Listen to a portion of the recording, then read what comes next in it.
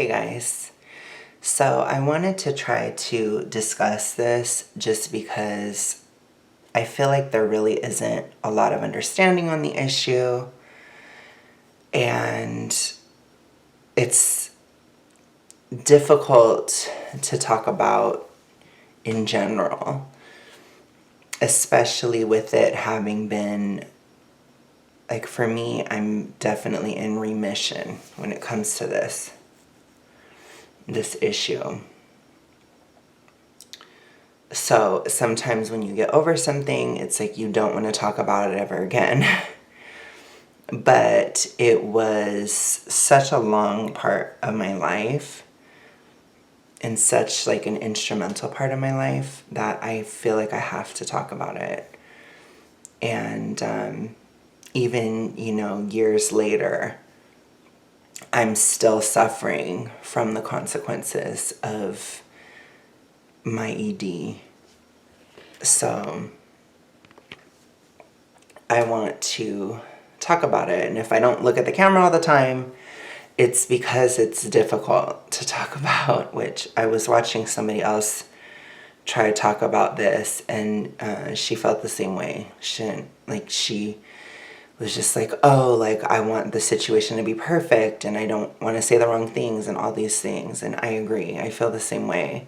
But it's never going to be, because this is just something that I think I don't want to talk about, but I need to, because it goes with, I guess, the goals of my channel and just the whole thing, right?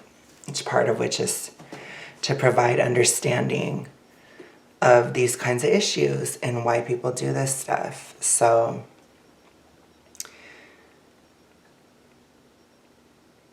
my binge ED, it came from a trauma response that was rooted early in childhood.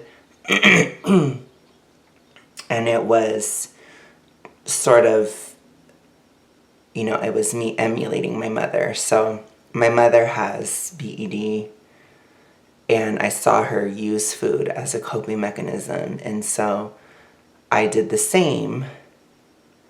And it started out small. A lot of it was because when I was really young, I started feeling more stressed because of being in the school environment. It was just really difficult for me because I felt very trapped and just extremely stifled. And to be honest, I really felt that way the whole way through school, all the way up through the end of college.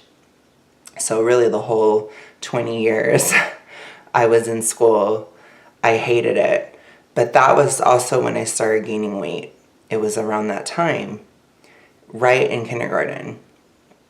But I would say that I didn't have BED until around 9 years old. So about 4 years later. And it was something that it definitely took time to develop. But I would say it was pretty much in lockstep with being around 9 or 10 years old. It was also around that time that I developed a fatty liver. And, patterns in families and stuff, it tends to happen because, as I told you guys, I lived with my dad around 9 and 10, and it was very traumatic. And I think for me, it was hard because most of my childhood was relatively okay. But living with him was traumatic. So I had this one very deeply traumatic experience or time of my life to juxtapose what was relatively good the rest of the time. So it kind of, in a lot of ways, it made that time really stark and stand out, and something I ruminated about a lot, and something that it just affected me a bit differently than maybe it would affect other people, right? Like if people were just in an abusive environment their whole life or something, it would have a different effect. So what I want to say first and foremost about binge ED is that there's often a lot of rumination in regards to it. So it's usually, I believe, the people that tend to have it are people that ruminate about things a lot. People that are always thinking about things all the time or the same thing over and over again. That's what I believe. I think that's kind of like the first type of person that would develop this. It's like a risk factor, I guess you could say, is that sort of anxious rumination, reliving things over and over again, that kind of thing. But I just want to say a lot of people view binge ED as an addiction, and it isn't. It's not. I do think that there are people that are overweight due to addiction, but there are people that are overweight due to binge ED, which is me. How do I know it's not an addiction? Because I've been addicted to something. I talked to you guys about it already, but I'll just say it because I'm not going to even attempt to monetize this video. But I'm addicted to porn, and I've been getting off of it. Like, I haven't been using it at all. It's been a while now. It's been like probably 6 weeks. And that's a very different feeling than my binge ED ever was. So I think sometimes when you have an addiction, you can see that it isn't one. And I think that that is a lie or something perpetuated by media and by discussions on this issue. They say that it's an addiction, but you wouldn't describe something like Anna as an addiction. Binge ED is not an addiction. It's not helpful to think of it in that way. And so when I talk about the fact that I'm in remission, it's different than an addiction because I'm never going to go back to binge ED. It's never going to happen. Once something has played out or once you've figured it out, it's just kind of like the door is kind of closed on it. Now, that doesn't mean that people with any ED don't still struggle with their body. I still do. Even with weight loss, it scares me. That's a different struggle, and I do think that that's also another factor that goes into pretty much any ED, including BED. There is that rumination, anxiety, and a fixation on your body. Whether you're upset that it's overweight or that it's perceived being overweight. But for binge ED, it is actually overweight. You're not making it up, or you're not that people are just making it up, but it's not something that you're just seeing that isn't there. It is very real. Like with somebody, when you have BED, you are overweight. So that's real. You see it in the mirror and it's there, and it can make it a bit complicated because you also do suffer from health consequences similar to a restrictive ED. They will also suffer through health consequences depending on how severe it is, which for me it was pretty goddamn severe, as is evidenced. That is how I got to this size.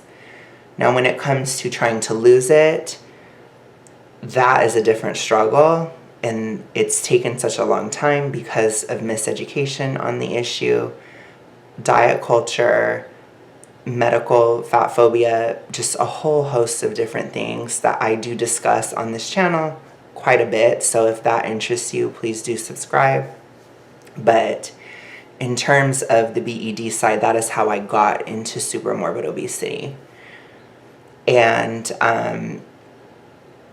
yeah. So for me, as I said, I had a relatively good childhood, and that stark experience led to that rumination and the fixation on my body. As growing up, it was always an issue that I was overweight. It was something I felt because I spent a lot of time around my cousins, and all my cousins were thin, and I was fat. And so that combined, I was already kind of chubby. Like I said, I had already started to put on some weight because of the stress of school and just certain aspects at the time. And so when I started binging, then I was really getting fat, then it was like not just chubby, it's like getting worse. And some of the things I don't remember unless if I really think about it. Like I was looking at some symptoms of BED, and one of them is the shame aspect and hiding food, and I did that. There was a lot of times that I would do that. I would hide food. I remember going downstairs like in the middle of the night or going to the kitchen in the middle of the night and just sneaking and just trying to be quiet, not wanting my mom or my grandma to hear me, trying to rustle through the cupboards or go into the fridge and just like get something, then like trying to run back to my room and that kind of thing. And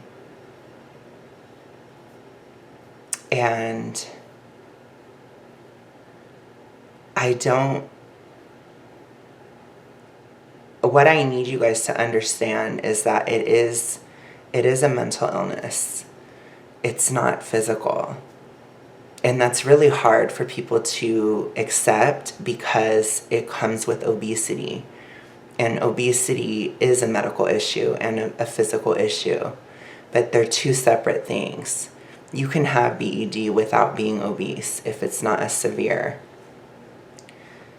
What the criteria really is that you binge eat once a week for 3 months. That can happen to somebody who's not huge, right? For me, it went on for a very long time. I gained a lot of weight. But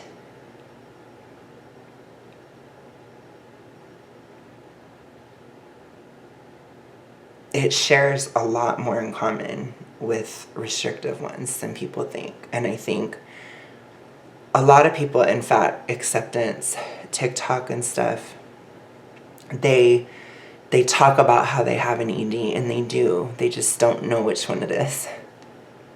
And it's sad because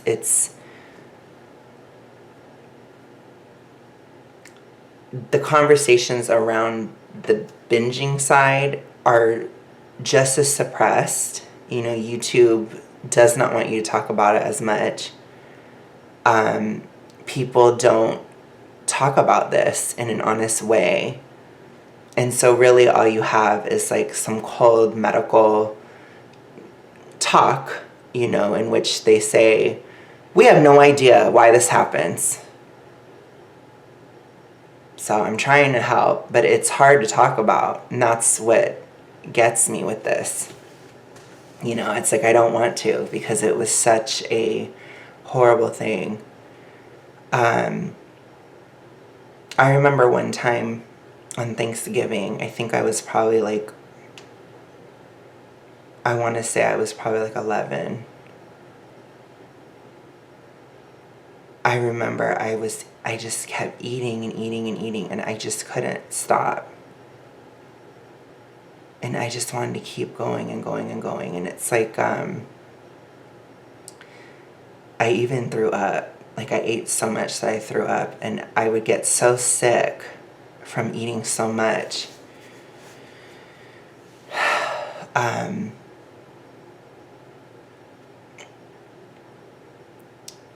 But I think regardless, it shares that whole like self-accusation aspect of other EDs.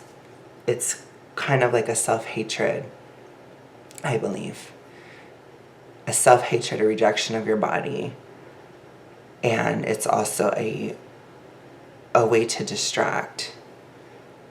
So where I think it may be different is binge ED is like, it's like blasting the TV so you don't have to hear something, or shining a bright light in your eye so you don't have to see something.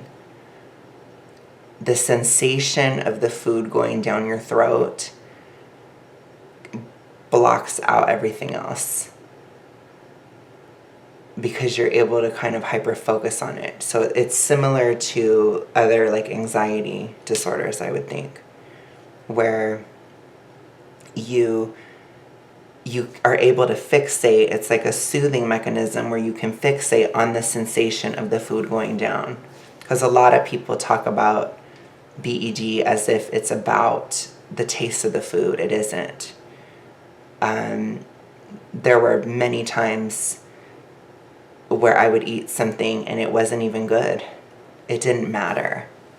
It had nothing to do with that because it's that ritualistic and physical sensation of the food going down that you can fixate on, and it can quell that anxiety. It's like it's like a way of calming or self-soothing. It's more similar to like sucking your thumb or something like that. It's just totally different. And so,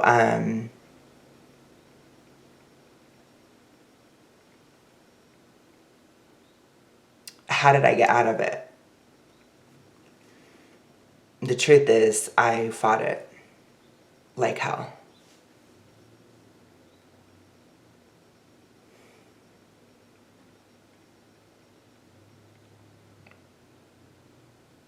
So I had a religious conversion around 2015. And it was like a huge spiritual awakening for me. It was at that time where I came to terms with my sexuality. I came to terms with who I was. And I let go of a lot of that self-hatred. And I reached a state of self-acceptance through God. I know that that's not apparently kosher to say these days, but it doesn't matter. This whole video isn't. So that's honestly how a lot of those self-accusation and self-hatred and all these different aspects and not feeling like I had an identity, a lot of that was fixed by religion, by my faith. And so when that was gone, because I felt very empty inside too, and so when that was gone, I was able to start fighting it.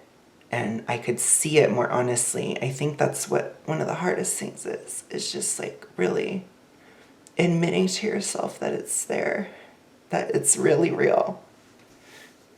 Because you don't want to.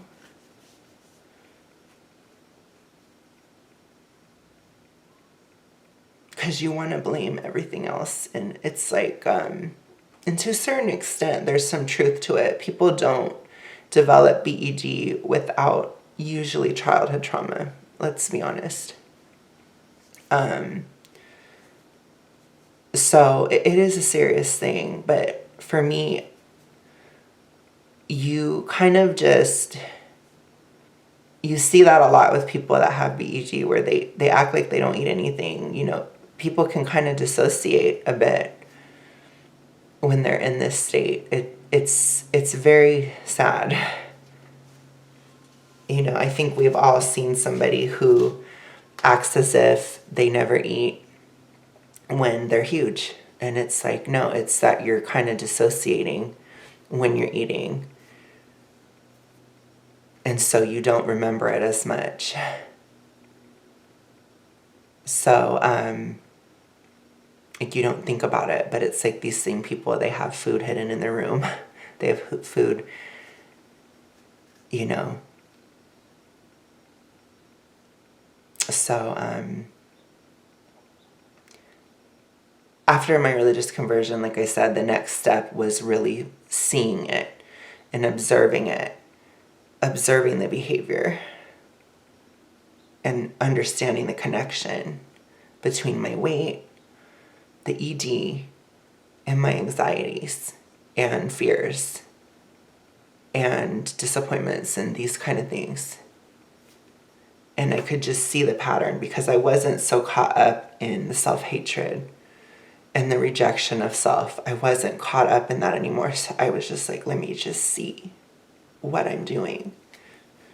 And so I did, and so the conversations changed around the issue. And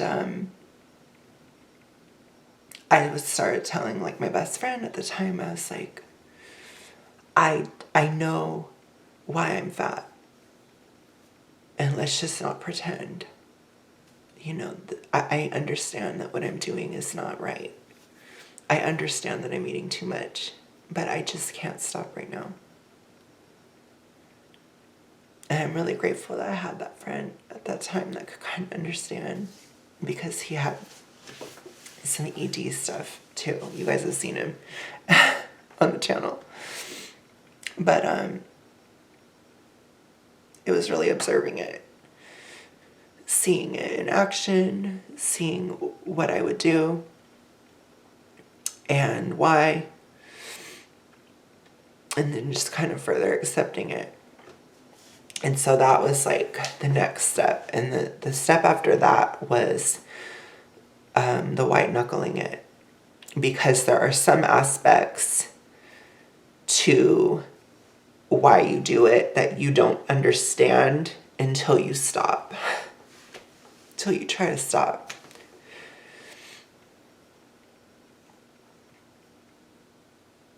And in religious circles, we talk about, this being kind of the devil or the temptation aspect. And it's very much real. Like if you try to stop your BED, you will see in very stark reality why you're doing it. You see the rest of it. And so for me, stopping or trying to stop and then relapsing and stopping and relapsing and kind of having this phase where I was fighting it so hard, it showed me why. And I don't know how common it is for everybody, but for me, there was a lot of a codependency in me where I was very like,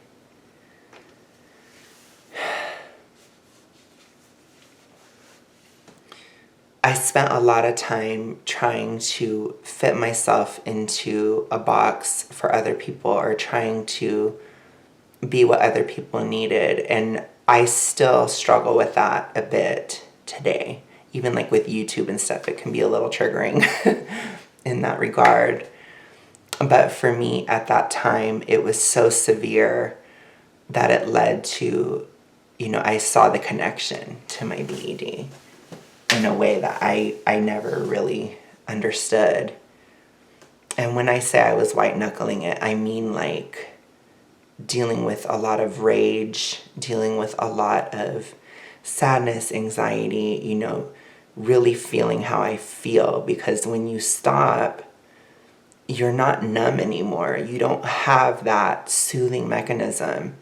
And so you start to see what the problems are.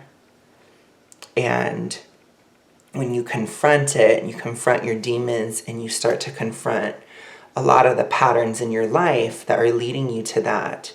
And I started taking stands in life. I became more of a bitch, to put it frank. I started saying no a lot more often. And I wasn't just saying no to myself anymore. I was saying no to other people a lot and loudly. And over time, I got more comfortable with my anger. And I sort of integrated it into myself. And I didn't have this fracturing that I used to. And I think for me, anger was bad. It's so much better to be sad than angry. I held that belief pretty much the entire time I had my BED. But when I dealt with the anger and I just accepted it and I expressed it even, then it started to go away. And I don't have it anymore. There are just certain patterns in my life that I don't have and never will have again that I will never have that again. So after that,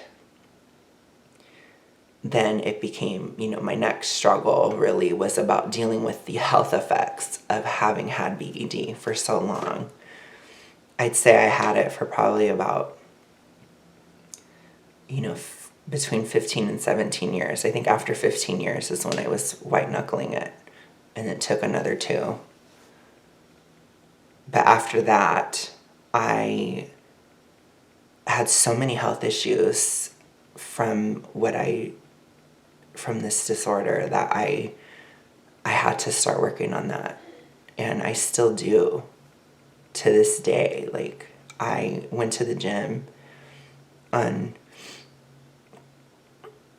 Tuesday, and I was so sore the next day, and I get so depressed, and I feel so low energy and so sad. And I've talked to friends about my weight loss journey, and I always say, like, when you combine it with the hypo that my BED caused, you feel anxious or angry or sad a lot of the time. And I can handle the anger, I can handle the anxiety, but when I feel sad, it's like really hard for me. The depression aspect is really difficult. And I feel that after I go to the gym, because you burn so much fat that it kind of pulls your hormones down. Because the fat in and of itself is toxic, as I've said many times. So dealing with the after effect of it, it's like last night, like, I'm just like, I was crying about it, and I'm just like, I regret it so much. And it's like, I don't know if I can say it that way, because it's like, I just didn't know how to deal with things. I was young and dumb. I didn't have coping mechanisms.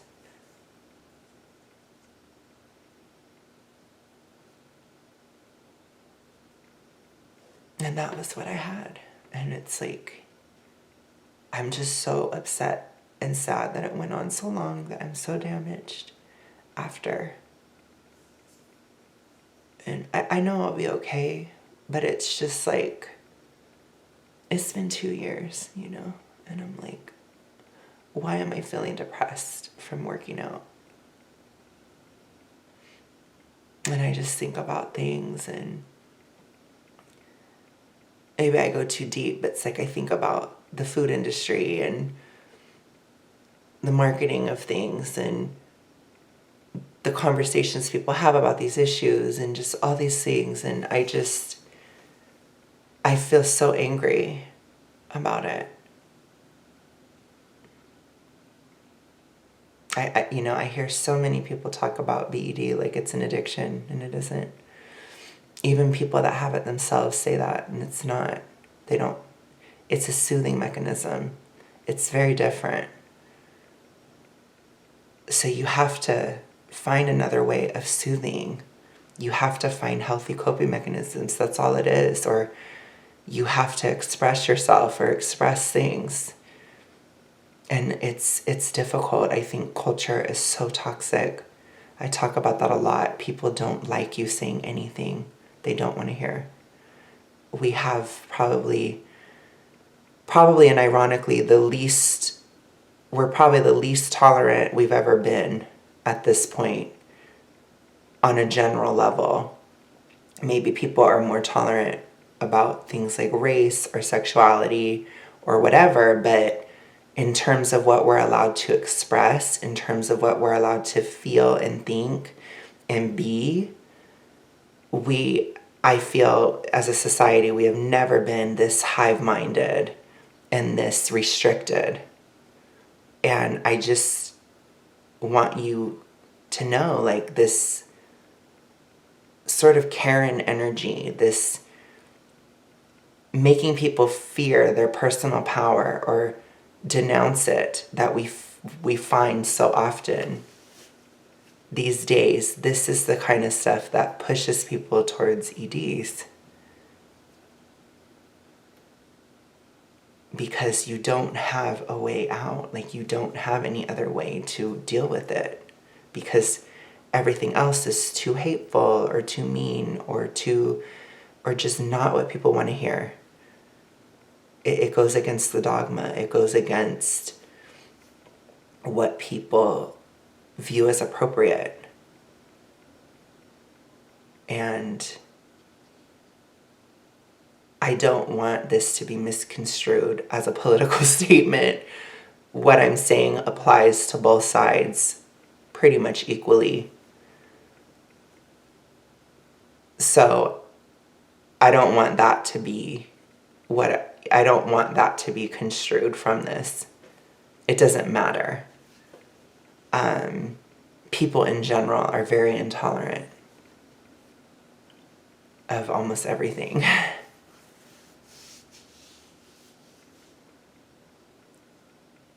So, and it's been that way my whole life, you know. I just think it keeps getting worse, but I want you guys to, you have to have courage, you know. You have to not try to live in a role that isn't you. Like, I don't know how else to describe it, but it doesn't mean you just throw everything away either. Don't do that either. It's really bad. Just have integrity, I think. That's what helped me. Having integrity. So, it's over. But that's what it is. It's something that people do as a coping mechanism, similar to sucking your thumb. That's how I want people to think about it. That is the best way to describe it. It's something to fixate on, ground yourself in, and that's why people do it. So you have to find other routes, other ways of grounding yourself, other coping mechanisms. For me, it was in large part religion. It could be something else for you. But that's the truth. So, I'm gonna go, you guys. I hope this helped. I really do. I try. But somebody's got to talk about it, you know, because I don't see how it's gonna, the conversation around it isn't gonna shift, or things aren't gonna get better really until we can understand it better. So I'm gonna talk to you guys later. I'll see you soon. Bye.